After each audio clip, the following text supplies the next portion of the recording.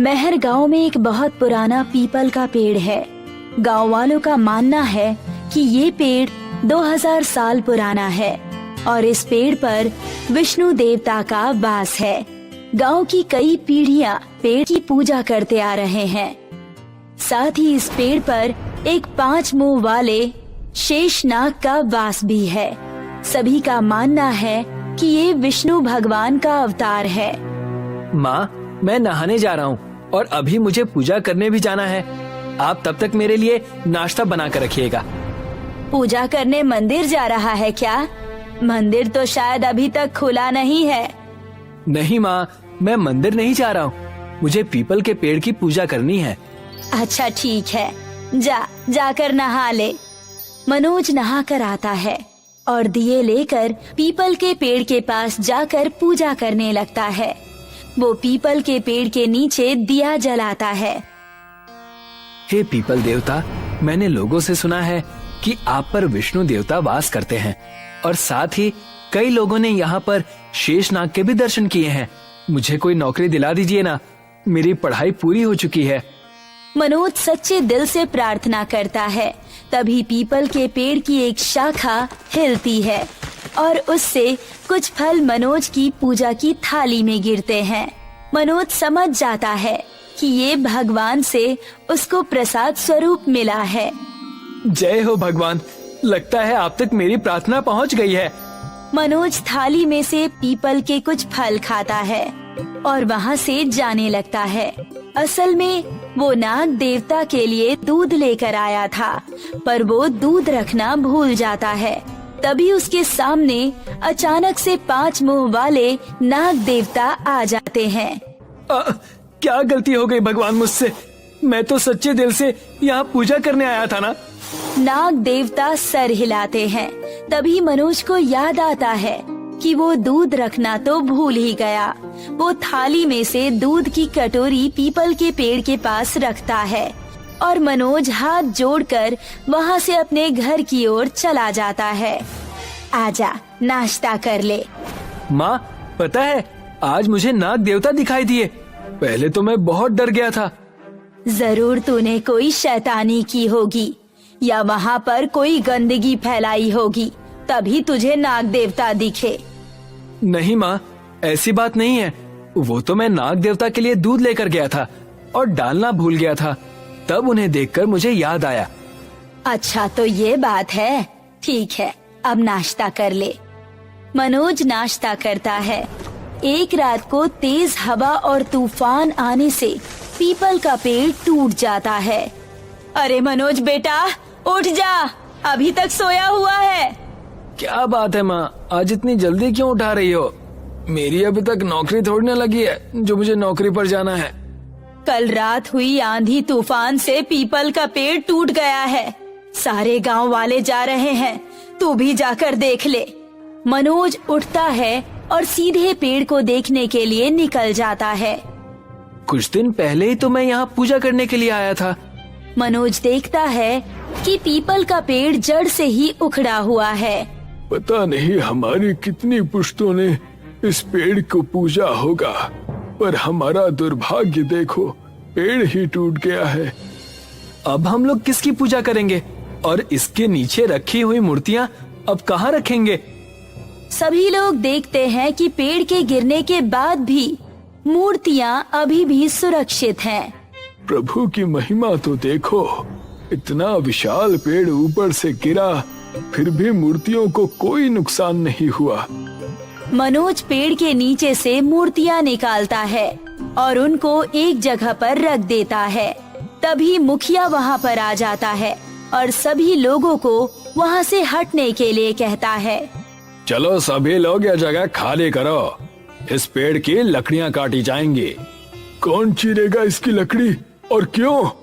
क्योंकि ये पेड़ मेरी जमीन पर है, मेरे पूर्वजों ने लगाया था इसे, इसीलिए मैं इसकी लकड़ी को चिरवाकर बेच दूंगा। ये जमीन तो तुमने जबरदस्ती हथियाई है और ये बात सभी गांव वाले जानते हैं, इसीलिए हम लोग तुम्हें इस पेड़ की लकड़ी नहीं ले जाने देंगे। गांव वालों से लड़ने के लिए मुखिया वहाँ के पटवारी को बुलाता है और उसको अपनी जमीन का कागज दिखाता है। कागज में वो जमीन मुखिया के नाम पर है, इसलिए पटवारी भी कुछ नहीं कह पाता। अब गांव वालों को भी मजबूरन चुपचाप रहना पड़ता है। मुझसे लड़ने चले थे, इसलिए मैंने पहले ही उस जमीन के कागज अपने नाम पर करवा लिए थे, ताकि मुझे कोई दिक्कत ना हो। अब इस पेड़ की लकड़ियां बेचकर मैं बहुत सारे पैसे भी कमाऊंगा। मुखिया के बुलाए हुए आदमी आते हैं और वो पीपल के पेड़ को चीरने लगते हैं।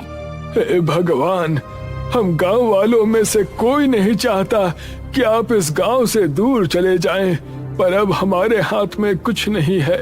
हम लोग भी कानून के आगे मजबूर हैं। मुखिया ने धोखे से गांव की जमीन को अपने नाम पर करवाया हुआ है। भगवान से मेरी क्यों बुराई कर रहे हो? वो नहीं सुनने वाले हैं। जो खुद अपना घर नहीं बचा सका, वो मुझे लकड़ियां चीरने से कैसे रोकेगा? मुखिया के लोग लकड़ियां चीर रहे थे कि तभी वहाँ पर एक सांप दिखता है, इसलिए वो वहाँ से भागने लगते हैं। रुक जाओ नालायकों, मैं लकड़ियां पाने के लिए दिन रात पागलों की तरह लगा हुआ हूँ, और तुम एक सांप से डरकर भाग रहे हो। ये चला जाएगा कुछ देर में, और वैसे भी मैं तुम लोगों को 2 गुने पैसे देने वाला हूँ। अब तो तुम्हें दिन रात काम करना है। ये शेषनाग है और पीपल के पेड़ की रक्षा कर रहे हैं। हमको नहीं चाहिए आपके पैसे, हम घर जा रहे हैं। पैसे नहीं चाहिए पर इज्जत तो चाहिए ना। तुम लोगों ने 1 महीने पहले जंगल में जो लकड़ियां चीरी थीं, वो सरकारी लकड़ियां थीं। अगर मैंने ये बात पुलिस स्टेशन में जाकर बता दी तो तुम जेल में चक्की पीसते बैठोगे। फिर वो तो हमने मजबूरी में किया था, और वैसे भी अगर हम वो लकड़ियां नहीं चीरते तो वो सड़कर खराब ही हो जाती। मुझे कुछ नहीं सुनना, बस यहाँ रुककर मेरे लिए लकड़ियां चीरो। मुखिया सभी कारीगरों को डरा धमका कर वहाँ काम करने के लिए रोकता है और उस सांप को एक लकड़ी से मारकर वहाँ से भगा देता है। बिल में से निकले सांप को शेषनाग कह रहे हैं बेवकूफ। इस पेड़ की जड़ में ऐसे ना जाने कितने सांप रहते होंगे। सांप के वहाँ से चले जाने के बाद कारीगर लकड़ी को चीरना शुरू कर देते हैं। मुखिया मूर्तियों को उठाता है और घर ले जाता है। ये मूर्तियाँ तो लकड़ी से भी ज्यादा महंगी बिकेंगी। सुना था शहर में एंटिक मूर्तियों की अच्छी कीमत मिलती है। मुखिया मूर्तियाँ लेकर घर पहुँचता है और सभी मूर्तियों को अलमारी में रख देता है। आज तो मूर्तियाँ भी मेरी हो गई हैं और लकड़ियाँ भी। कुछ दिन में सारी लकड़ियाँ भी मेरी हो जाएंगी। आज तो खर्राटे मारकर चैन की नींद सोऊंगा। मुखिया सोने के लिए बिस्तर पर लेट जाता है और कुछ ही समय में वो गहरी नींद में सो जाता है और उसके सपने में नाग देवता आते हैं और वो 5 मुंह वाले नाग देवता को देखकर भागने लगता है। अरे ये तो मेरे पीछे नाग लग गया, कोई बचाओ मुझे। ये नाग तो मुझे काट कर ही छोड़ेगा, बचाओ। अरे कोई है, कोई मुझे नाग से बचाओ, कोई मुझे इस नाग से बचाओ। मुखिया भागता जाता है, पर वो जहाँ भी भाग रहा था नाग देवता उसके पीछे पीछे ही भाग रहे थे। मुखिया की सांस फूल जाती है और वो कुछ आगे जाकर एक पत्थर से टकराता है और नीचे गिर जाता है। नहीं, मुझे मत काटो। मैं तो पेड़ की लकड़ियाँ इसलिए कटवा रहा हूँ क्योंकि वो नीचे गिर गया था। इसमें मेरी क्या गलती है? नाग देवता पैर पर फन मारते हैं। मुखिया उठ जाता है और अपने पैर को देखता है। ये क्या? मेरा पैर तो ठीक है। मैं तो सपना देख रहा था, बहुत ही मनहूस सपना था। मैं तो खामखा डर गया। वो देखता है कि इस बार शेषनाग सचमुच उसके सामने बैठे हैं।